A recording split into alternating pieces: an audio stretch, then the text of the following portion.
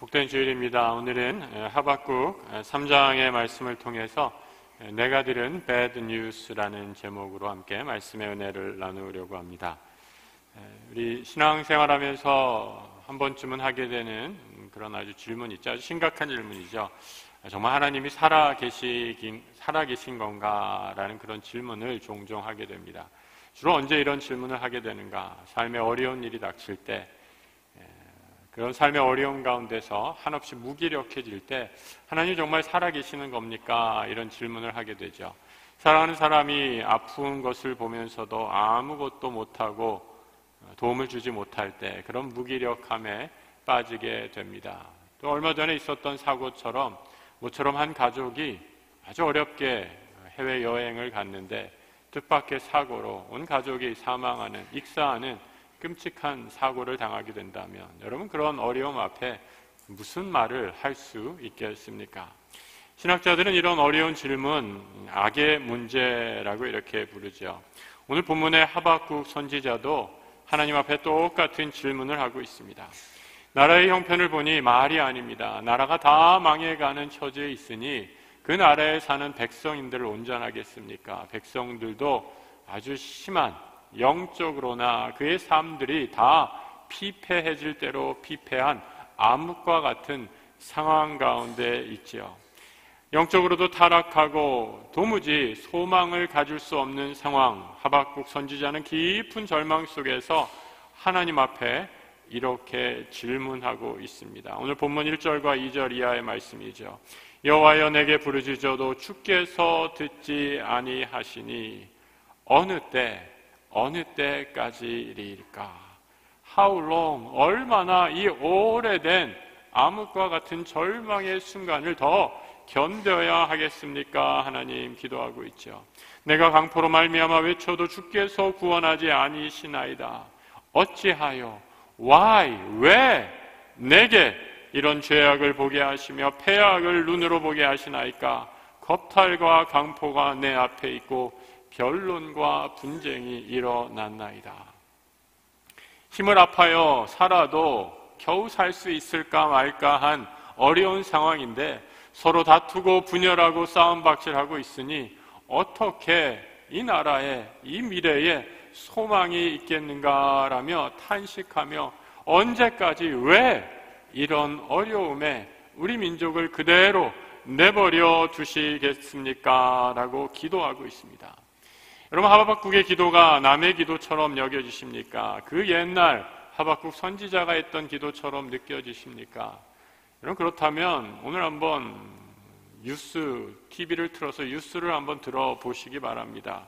조금만 주의를 기울여서 뉴스를 가만히 듣고 있으면 여러분 어떻습니까?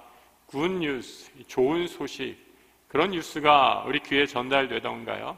굿뉴스는 하나도 없이 죄다 다 bad news, 안 좋은 소식만 가득한 세상이지요.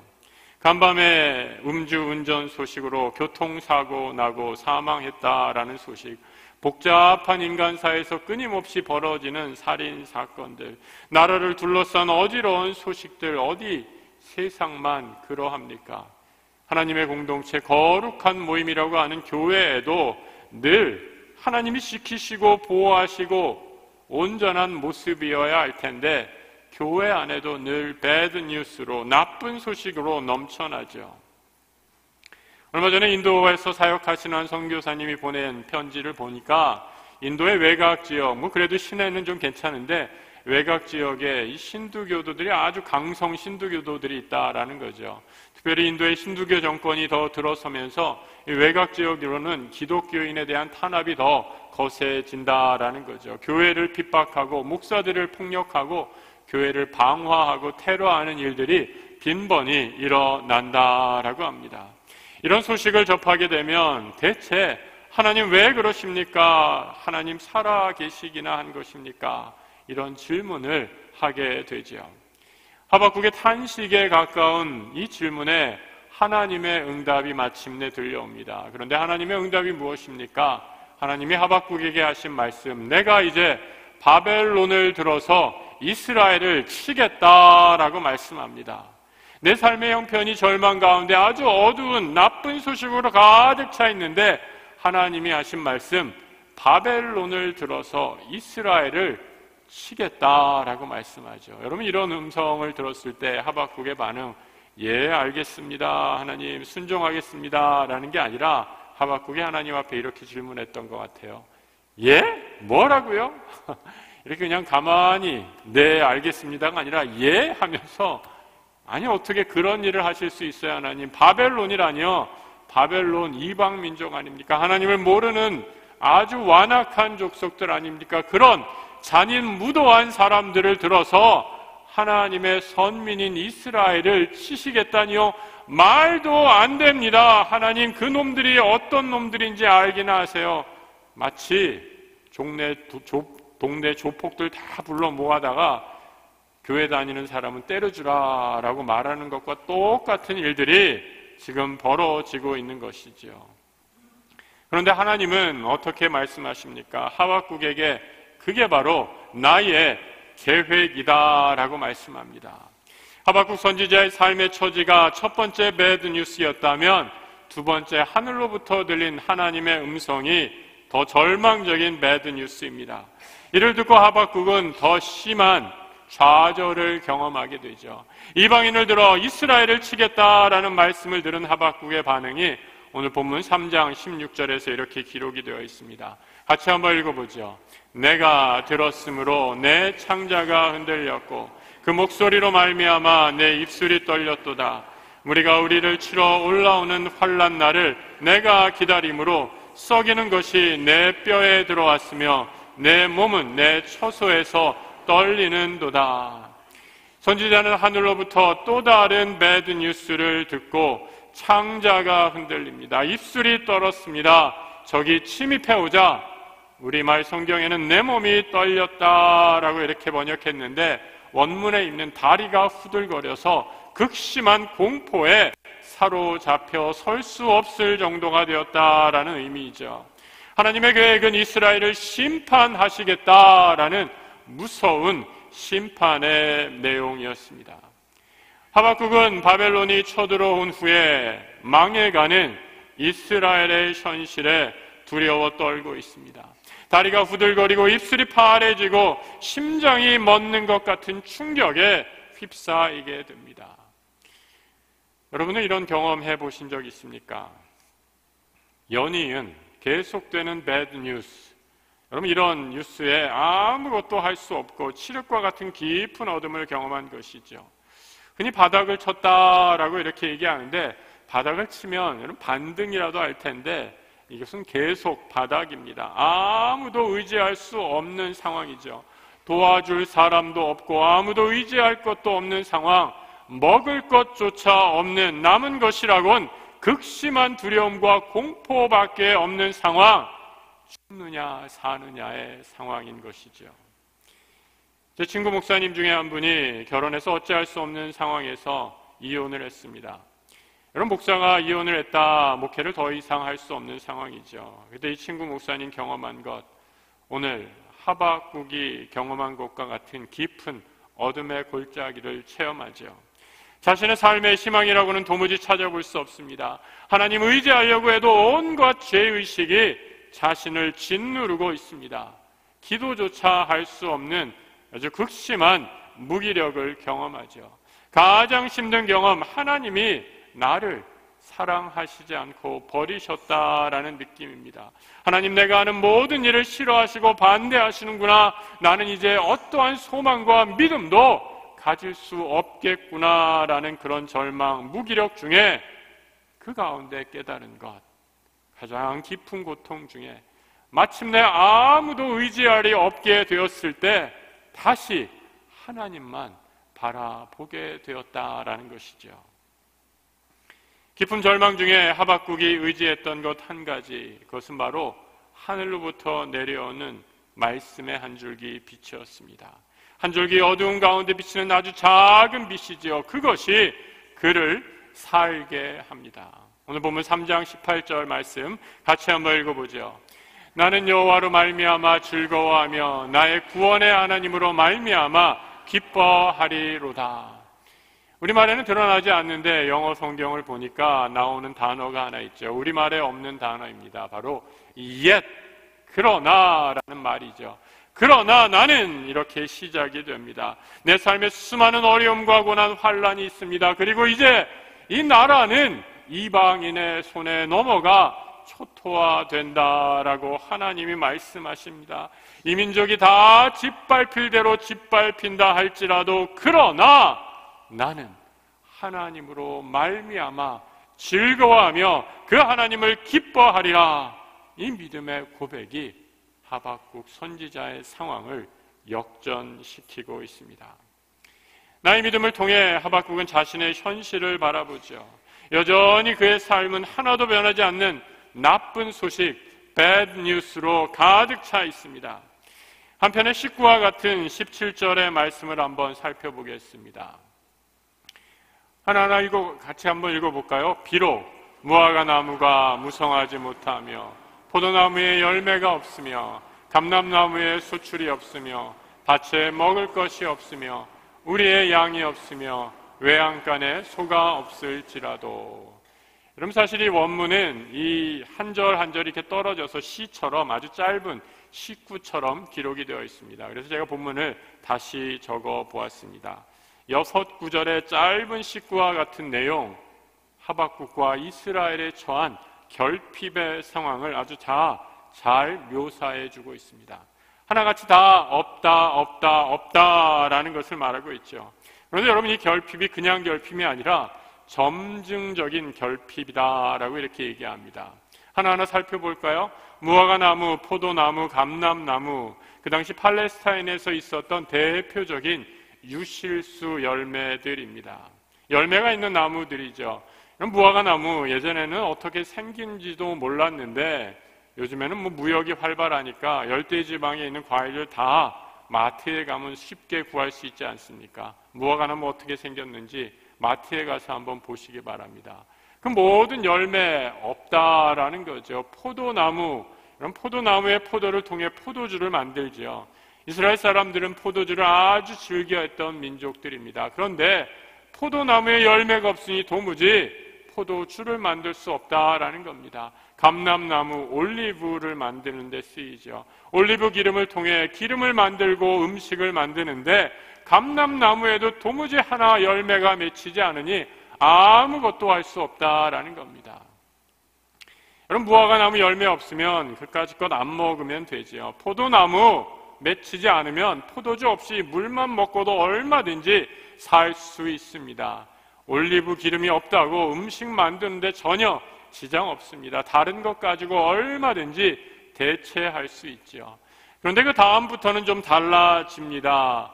밭에 먹을 것이 없다라고 이렇게 얘기하죠. 밭에 먹을 것이 없어요. 밭에서 나는 가장 중요한 양식이 보리와 밀인데 보리와 밀이 다 말라져 버렸다. 중요한 식량이 다 떨어졌다는 것입니다. 이제부터 생존의 위협을 겪게 되었다라는 말이죠. 양이 우리의 단 한 마리도 남아있지 않다라고 얘기합니다. 여러분, 양은 털을 얻기도 하겠지만 이스라엘 사람들의 양은 사실 고기입니다. 우리는 소고기를 가장 귀한 고기로 치지만 중동의 사람들은 양고기가 최고의 고기이죠. 그래서 밭농사가 망했을 때 키우던 양을 갖다 팔아서 생계를 유지하고 했다라는 거죠. 이스라엘에서 소는 경장용이 더 많지 먹는 식용은 별로 인기가 없었다라는 거죠. 그런데 바벨론이 와서 모든 것을 다 빼앗아 가니까 먹을 것, 생존의 위기가 닥쳐버렸다라는 겁니다. 하지만 그 하박국은 이 순간에도 하나님을 바라보지요. 성경은 그것을 믿음이다라고 얘기해 줍니다. 여러분, 믿음은 어떠한 고난 속에서도 하나님을 끝까지 신뢰하는 성도의 하나님을 향한 태도를 의미합니다. 내 삶이 황폐해졌습니다. 내 삶에 좋은 소식이라고는 단 하나도 없을 그때라도 나는 오직 하나님만을 의지하겠습니다. 고백하고 결단하는 것이죠. 여러분, 그래서 하박국에 우리가 잘 아는 말씀이 한 가지 숨어 있습니다. 사도 바울도 이 말씀을 인용한 아주 유명한 말씀이죠. 하박국 2장 4절의 말씀이죠. 같이 한번 읽어보겠습니다. 보라, 그의 마음은 교만하고 그 속에 정직하지 못하나 의인은 그의 믿음으로 말미암아 살리라. 의인은 믿음으로 말미암아 살리라. 의인이다라는 것, 하나님과의 올바른 관계에 있는 사람입니다. 여러분, 성경의 의인은 세상의 물질적인 풍요, 삶의 환경이 좋아서 의인이 되는 것이 아니죠.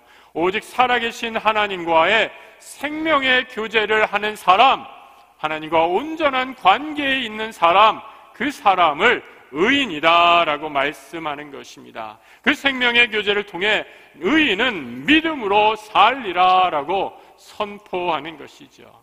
하박국은 결핍의 상황 가운데 이 믿음으로 이렇게 고백을 하죠. 오늘 본문 19절의 말씀 같이 한번 읽어봅니다. 주 여호와는 나의 힘이시라. 나의 발을 사슴과 같게 하사 나를 나의 높은 곳으로 다니게 하시리로다. 여러분, 하박국의 처지와 상황들 완전히 기대할 것 없는 절망과 낙담할 수밖에 없는 상황이죠. 이때 그가 노래한 것, 여호와 하나님만이 나의 힘이십니다. 그리고 그 하나님이 나의 발을 높이셔서 나를 가장 높은 곳으로 올리실 것입니다 라고 노래하고 있습니다. 인생의 바닥에 절망 가운데 배드 뉴스로 넘쳐날 때 하박국이 한 것, 다시 한번 하나님께 구원의 노래를 부른 것이죠. 믿음으로 자신의 상황을 다시 바라봅니다. 무화과의 열매가 하나 없습니다. 포도나무는 다 말라버렸습니다. 올리브 나무의 열매도 하나 없고 먹을 것조차 없는 내 인생의 절망의 바닥 가운데 그는 하나님을 바라보며 하나님만을 바라보겠습니다. 다시 그 하나님만을 찬양하고 있는 것이죠. 1851년에 알란 가디너라는 선교사는 복음을 들고 남미를 향하게 됩니다. 가는 도중에 거센 풍랑을 만나서 그와 몇 남지 않은 일행은 무인도 섬에 표류하게 되죠. 아무도 구출해 줄 사람이 없고 하나 둘씩 기아와 열병에 시달리다가 하나 둘씩 죽어가게 됩니다. 그리고 최후에 남은 사람, 바로 알란 가디너 선교사입니다. 그가 마지막 그의 일기에, 그 유언과 같은 마지막 일기장에 마지막 유언을, 여러분 무엇을 남겼는지 아십니까? 세상을 향한 유언이 아니라 이 가디너 선교사는 시편 34편 10절을 마지막으로 그의 일기를 마무리하고 있습니다. 젊은 사자는 궁핍하여 줄일지라도 여호와를 찾는 자는 모든 좋은 것에 부족함이 없으리로다. 여러분, 얼마나 놀라운 신앙의 고백입니까? 쫄쫄 굶어서 아사 직전에 있는데 그 상황에 선교사가 남긴 말씀, 하나님의 말씀이죠. 여호와를 찾는 자는 모든 좋은 것에 부족함이 없으리로다. 가디너 선교사가 발견한 하늘의 기쁨이죠. 여호와를 찾는 자가 발견한 하늘의 기쁨이 무엇입니까? 여러분, 우리는 기쁨을 오해하고 있습니다. 심각하게 오해하고 왜곡해서 생각하죠. 바로 내 욕구와 욕망이 채워지면 기뻐하고 행복해질 수 있다라고 착각합니다. 그런데 여러분, 이는 오늘 하박국 선지자나 가디너 선교사가 발견한 기쁨이 아니죠. 참된 기쁨이란 어떠한 환경과 처지 고난 속에서도 하나님만이 나의 힘이심을 고백하는 하늘의 능력인 것입니다. 나에게 무엇이 생기고 조건이 충족되어서 얻어지는 기쁨이 아니라 상황과 처지에 상관없이 하나님만으로 기뻐하는 것, 그것이 바로 하늘의 기쁨인 것입니다. 설교를 시작하면서 어떻게 하나님을 내 삶의 배드 뉴스로 가득할 때 신뢰할 수 있는가라는 질문으로 오늘 말씀을 시작했지요. 여러분, 하박국 선지자가 그의 삶의 부정과 절망 가운데서 어떻게 그 삶의 모든 어려움을 긍정과 소망으로 바꾸었습니까? 우리도 하박국 선지자처럼 하면 우리의 삶에 배드 뉴스로 넘쳐난다 할지라도 하박국 선지자의 믿음이 나의 것이 되지 않겠습니까? 어떻게 이를 적용해 볼 수 있을까 한번 생각해 봅니다. 첫 번째로 교회에 나오는 것입니다. 오늘 그렇게 하셨죠? 교회 나오시는 거 참 잘하셨습니다. 옆에 분들 보시면서 한번 이렇게 칭찬해 주세요. 교회 참 잘 오셨습니다. 그럼 교회에 오신 거 정말 잘 하신 것입니다. 믿음의 첫 번째 걸음, 모이기를 패하는 어떤 사람들처럼 하지 말고 교회에 나와 예배하는 것입니다. 예배는 우리의 믿음을 지켜주는 하늘의 축복이기 때문입니다. 여러분, 교회에 오셨다면 교회에 온 것으로 그치지 말고 무엇을 하셔야 하는가? 교회는 모여서 찬양하는 것입니다. 시와 찬송과 신령한 노래들로 서로 화답하며 너희의 마음으로 주께 노래하며 찬송하라라고 사도 바울은 우리에게 권면해 주고 있습니다. 모이면 찬양하는 거죠. 찬양할 때마다 악한 영이 물러가고 하나님의 권능과 평강이 우리 안에 임하게 되기 때문이죠. 여러분, 하박국이 오늘 무엇을 하고 있습니까? 오늘 우리가 읽은 본문은 오늘 본문에서도 말씀하고 있지만 맨 마지막에 이렇게 기록이 되어 있죠. 이 노래는 지휘하는 사람을 위하여 내 수금에 맞춘 것이다. 바로 찬양의 노래를 부른 것임을 보게 됩니다. 하박국은 환난의 때에 찬양했습니다. 찬양은 인생의 고난과 역경을 이기는 하늘의 능력이기 때문이죠. 교회에 와서 찬양하고 또 하나 하는 것, 바로 말씀을 듣는 것이죠. 그리스도의 말씀이 너희 속에 풍성히 거하여 모든 지혜로 피차 가르치며 권면하라라고 가르칩니다. 사도 바울이 얼마나 말씀을 들으라고 하나, 우리에게 말씀하기를 말씀 안에 풍성하게 깊이 잠기기까지 들어라라고 이렇게 얘기하죠. 그래야 우리가 말씀을 피차에 서로 가르치고 권면할 수 있다라고 얘기합니다. 여러분, 교회에서 특별히 중직자들은 이 부분을 잘 유념하시고 묵상해 보시기 바랍니다. 교회 봉사하기에 바쁘다 보니 자칫하면 말씀 공부, 성경 공부를 소홀해지는 경우가 종종 있는 것을 보게 되죠. 내가 이제 이 정도 직분을 받았는데 뭘 또 성경 공부 더 하나, 성경 공부는 초신자 때나 하는 것으로 생각하는 오해가 상당수 많은 교인들에게 깔려 있는 것을 보게 됩니다. 결코 그렇지 않습니다. 성경 공부, 말씀을 사모하는 것 언제까지 해야 됩니까? 그 말씀 안에 풍성이 젖어서 내가 하나님의 말씀을 가르치고 권면할 수 있을 정도까지 늘 말씀 안에 거하고 배우고 또 배우고 그 말씀을 기억해야 한다라는 거죠. 하박국이 그의 삶에 넘치는 배드 뉴스 속에서도 하나님을 놓치지 않았던 이유, 하나님을 배우고 그 말씀을 배우고 또 배우고 기억했기 때문이죠. 마지막으로 하박국 선지자를 통해 우리의 믿음을 지키는 비결, 바로 기도입니다. 하박국이 절망의 상황 가운데 기도했지요. 언제까지입니까? 하나님 어찌하여 그러십니까? 선지자의 질문은 모두 하나님께 드리는 기도였습니다. 기도는 우리의 생각을, 우리의 마음을 정화시켜서 하나님의 음성을 듣게 하는 하늘의 문이기 때문이죠. 이것이 고난 중에 그의 삶의 배드 뉴스로 가득 찰 때도 하박국을 지킨 힘이었습니다.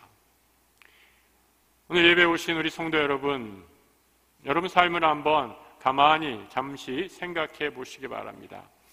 여러분 삶에 없는 것이 무엇입니까? 없는 것 투성이죠. 돈도 없습니다. 내세울 만한 스펙도 없습니다. 내세울 만한 명예가 있는 것도 지위가 있는 것도 아닙니다. 이제 나이가 먹으니 건강마저 흔들리고 이제 이 건강도 하나도 지켜주지 못해 온몸이 아픈 곳 투성입니다. 우리의 삶이 늘 결핍밖에 없지 않습니까? 그래도 아무 상관없습니다. 오늘 하박국 선지자가 올렸던 이 기도가 우리 나의 기도가 되기를 바라는 간절한 마음으로 한번 같이 기도해 보시기 바랍니다. 하나님, 이 기도가 나의 기도가 되길 원합니다. 하나님, 내 삶의 결핍 가운데서도 오직 하나님만으로 나의 힘 삼는 하박국 선지자의 이 믿음이 나의 믿음, 나의 기도가 되기를 원합니다 하는 마음으로 오늘 성경의 마지막 절을 한번 같이 읽어보겠습니다. 우리 가슴에 한번 손을 얹고 오늘 본문의 마지막을, 이 나라고 있는 부분이 바로 나의 기도가 되기를 바라는 마음으로 함께 같이 읽겠습니다. 나는 여호와로 말미암아 즐거워하며 나의 구원의 하나님으로 말미암아 기뻐하리로다. 주 여호와는 나의 힘이시라. 나의 발을 사슴과 같게 하사 나를 나의 높은 곳으로 다니게 하시리로다. 아멘. 기도하겠습니다. 주님, 세상에 온통 나쁜 소식으로 가득 차 있습니다. 내 삶에도 마찬가지입니다. 절망할 수밖에 없는 상황에서도 나의 하나님 여호와로 소망을 얻게 하여 주옵소서. 하나님만이 내 삶의 힘이요 기쁨임을 고백하는 참 믿음의 사람 되게 하여 주옵소서. 늘 찬양하며 말씀 안에 풍성이 거함으로 기도로 믿음의 능력 허락하여 주옵소서. 주 예수 그리스도의 이름으로 기도드립니다. 아멘.